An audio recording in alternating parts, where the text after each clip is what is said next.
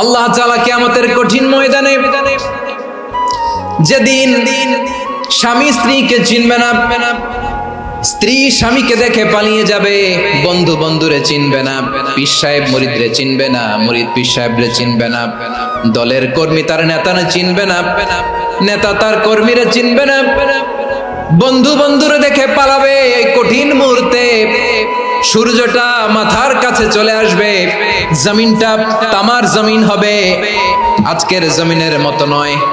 মানুষ ঘর্মাক্ত, ক্লান্ত, শ্রান্ত মাথার মগজগুলো কানের ছিদ্র আর নাকের ছিদ্র দিয়ে বেয়ে বেয়ে পড়বে। বিশ্বনবী ফরমান, কিয়ামতের ওই কঠিন ময়দানে 7 শ্রেণীর ব্যক্তিকে রব্বুল আলামিন তার আরশের নিচে ছায়া দিবেন। তার মধ্যে প্রথম শ্রেণীর ব্যক্তি হলো ইমামুন আদিল, যে ইনসাফের সাথে বিচার করে, যে জাস্টিস সমাজে সার্ভ করে, যে সুশাসন নিশ্চিত করে, ওই ইমামুন আদিল। আদিল শব্দটা বুঝছেন না? ইন্নাল্লাহা ইয়া'মুরু বিল আদল, পাইছেন? আদিল। 7 শ্রেণীর ব্যক্তিকে আল্লাহ তাআলা সুশীতল আরশের নিচে ছায়া দিবেন, যেদিন তার দেয়া ছায়া ছাড়া কোনো ছায়া থাকবে না। এর প্রথম হচ্ছে ইমামুন আদিল, ন্যায়পরায়ণ শাসক। চিল্লায় বলেন সুবহানাল্লাহ। আবার বিশ্বনবী বললেন, ইন্নাল মুকসিতিনা ইনদাল্লাহি আলা মানাবিরা মিন নূর আন ইয়ামিনির রহমান। কিয়ামতের দিন যারা ন্যায় পরায়ণ হিসেবে আল্লাহর সামনে দাঁড়াবে, কিয়ামতের দিন রব্বুল আলামিন তার আরশের ডান দিকে ওই ন্যায় পরায়ণ লোকদের জন্য আরশের ডান দিকে একটা নূরের মিম্বারে তাদেরকে বসার সুযোগ করে দিবে। আল্লাহর আরশের ডান দিকে ন্যায় পরায়ণ লোকদের জন্য আল্লাহ তাআলা নূরের মিম্বার বানাবে। 4টে কেন কথা মনে করেছেন? আল আদাল, জাস্টিস। ইন্নাল্লাহা ইয়া'মুরু বিল আদল। আল্লাহ তাআলা এই আদালতের নির্দেশনা দেন, সুবিচার, সুশাসন। প্রিয় ভাইরা, এটা আমরা বাংলাদেশে চাই কি চাই না? এই যে অরাজকতা, এই যে অন্যায়, এই যে জুলুম, এই যে ইনকনসিস্টেন্সি সমাজের অসঙ্গতির প্রধান কারণ জাস্টিস নাই, সুবিচার নাই, সুশাসন নাই। শেষবারের মতো আওয়াজ করে বলেন তো, আমরা বাংলাদেশে আদল চাই কি চাই না? তাহলে প্রথম নির্দেশনা শেষ। আল্লাহ তাআলা তোমাদেরকে আদলের আদেশ দেন। এরপরে আল্লাহ বললেন, আমি তোমাদেরকে ইহসানের আদেশ দেই। ইন্নাল্লাহা ইয়া'মুরু বিল আদলি ওয়াল ইহসান। আমি তোমাদেরকে যেমনি আদলের নির্দেশনা দেই, তেমনি ভাবে তোমাদেরকে ইহসানের নির্দেশনা দেই। ইহসান, আওয়াজ করে সবাই বলেন তো ইহসান। ইহসান মানে কারো প্রতি সফট হার্টেড হওয়া, মহানুভব হওয়া, অনুগ্রহ পরায়ণ হওয়া, অনুগ্রহশীল হওয়া, একে অপরের প্রতি দয়াদ্র হওয়া।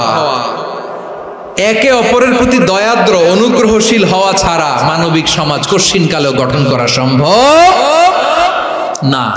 প্রিয় ভাইরা, সুন্দর আচরণ দিয়ে, ইহসান দিয়ে যা জয় করা যায়, নরম আচরণ দিয়ে যেটা অর্জন করা যায়, কঠোরতা দিয়ে সেটা পারা যায় না।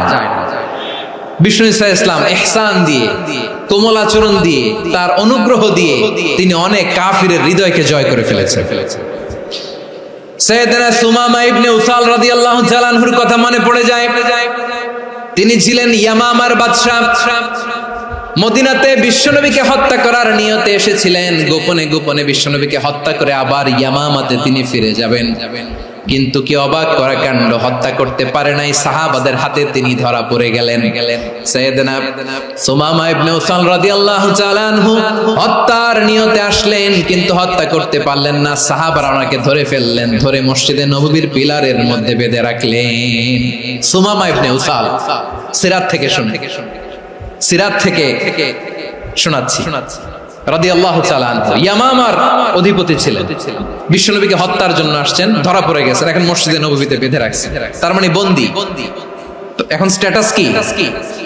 বন্দী, ক্যাপ্টিভ। তো বিষ্ণু ঈসা ইসলাম সাহাবাদেরকে বললেন, তার খোঁজ খবর নিও, সুমামা ইবনে উসালের খোঁজ খবর নিও। সাহাবার বলেন, ইয়া রাসূলুল্লাহ, আপনাকে হত্যা করতে এসেছে, তার তো কঠিন ক্যাপিটাল পানিশমেন্ট হওয়া দরকার, কঠিন শাস্তি হওয়া দরকার। বিশ্বনবী বললেন, না, আমি যেটা জানি তোমরা সেটা জানো না, তোমরা সুমামার সাথে ভালো আচরণ করো। বিশ্বনবী সুমামার কাছে গেলেন।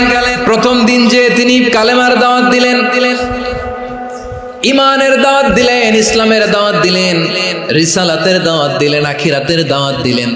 পরের দিন যে বিশ্বনবী সালাতের দাওয়াত দিলেন, যাকাতের দাওয়াত দিলেন। ইসলাম কি, কিভাবে, কেমন করে পালন করতে হয় চমৎকার আর্টিকুলেট করতে শুরু করলেন। তন্ময় হয়ে সুমামা ইবনে উসাল রাদিয়াল্লাহু তাআলা আনহু বিশ্বনবীর কথাগুলো শুনতে আরম্ভ করলো।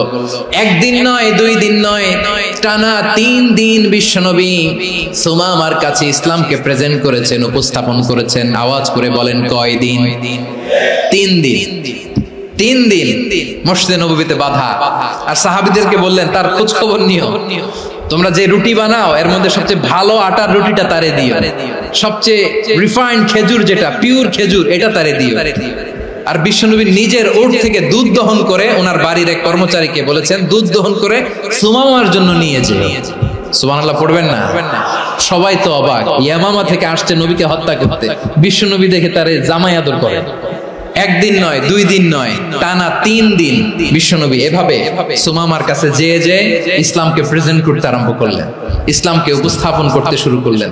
আর তাকে চমৎকার এন্টারটেইনমেন্ট, আপ্যায়ন দিতে আরম্ভ করলেন। টানা 3 দিন যখন ইসলামের দ্য বিউটিজ অফ ইসলাম, ইসলামের সুমহান বাণী সৌন্দর্য তার কাছে উপস্থাপন শেষ, তাকে আপ্যায়ন শেষ, বিশ্বনবী বললেন সাহাবাদেরকে যাও এবার সুমামার হাতের পায়ের রশি দুটো খুলে দাও। সাহাবারা তর্ক জুড়ে দিলেন, লা ইয়া রাসূলুল্লাহ, এমনটা করবেন না, তো ভয়ঙ্কর ভয়ঙ্কর খুনি, কি জানি কি হয়ে যায়। বিশ্বনবী বললেন না, তার হাতে পায়ের রশিগুলো খুলে দাও। সাহাবারা বিশ্বনবীর কথা মতো তার হাতে পায়ের রশিগুলো খুলে দিল। সুমামা মুহূর্তের মধ্যে মসজিদে নববী থেকে বের হয়, ইয়ামামায় ফিরে না যে মসজিদে নববীর পাশে একটা খেজুর বাগান ছিল সেখানে চলে গেলেন। সেখানে একটা ছোট্ট কুয়া ছিল, কুয়ার পানি দিয়ে তিনি গোসল করলেন। সুবহানাল্লাহ পড়েন। কুয়ার পানি দিয়ে গোসল করে মসজিদে নববীর সামনে এসে বিশ্বনবী এবং সাহাবাদের সামনে দাঁড়িয়ে সাব্বাবা উঁচু করে বললেন, আশহাদু আল্লা ইলাহা ইল্লাল্লাহ ওয়া আশহাদু আন্না মুহাম্মাদান আবদুহু ওয়া রাসূলুহু। আমি সাক্ষ্য দিচ্ছি আল্লাহ ছাড়া কোনো ইলাহ নাই, আর মুহাম্মদ আল্লাহ তাআলার প্রেরিত বান্দা এবং রাসূল।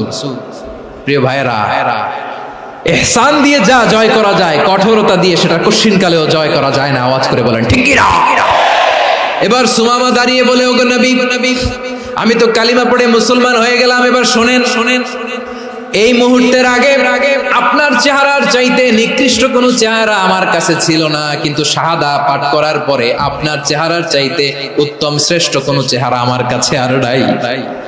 ও নবী, আজকের দিনের আগে ইসলাম ধর্মের চেয়ে নিকৃষ্ট অপছন্দনীয় কোনো ধর্ম আমার কাছে ছিল না, কিন্তু এই মুহূর্ত থেকে ইসলামের চেয়ে সেরা শ্রেষ্ঠ পছন্দনীয় কোনো ধর্ম আমার কাছে নাই। নবী গো, আজকের দিনের আগে মদিনার চাইতে অপছন্দনীয় নিকৃষ্ট কোনো শহর আমার কাছে ছিল না, কিন্তু এই মুহূর্তের পর থেকে মদিনার চাইতে কোনো শ্রেষ্ঠ শহর আমার জানা নাই। সে ছিল গমের বড় ডিলার, গম বেচতো। কি বেচতো? তার গম কিনে মক্কার লোকেরা রুটি খাইতো। সে ঘোষণা দিল, আজকে থেকে মক্কাবাসীদের জন্য সব গম আমি হারাম করে দিলাম, মক্কাবাসী এখন না খেয়ে মরে। সুবহানাল্লাহ পড়বেন না?